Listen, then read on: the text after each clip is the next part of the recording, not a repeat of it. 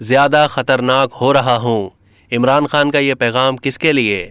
کیا توشہ خانہ کا ہیرو کا ہار بہت سستا؟ مریم کا جوابی وار۔ پاکستان تحریک انصاف کے چیئرمین عمران خان کا کہنا ہے کہ میں ہر روز زیادہ خطرناک ہو رہا ہوں۔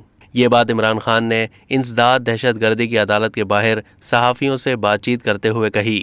ہوا یوں کہ عدالت میں پیشی کے موقع پر صحافیوں نے عمران خان پر سوالات کی بوچھاڑ کر دی، جس پر عمران خان نے انہیں چلتے چلتے جواب دیا کہ میں ہر روز زیادہ خطرناک ہو رہا ہوں۔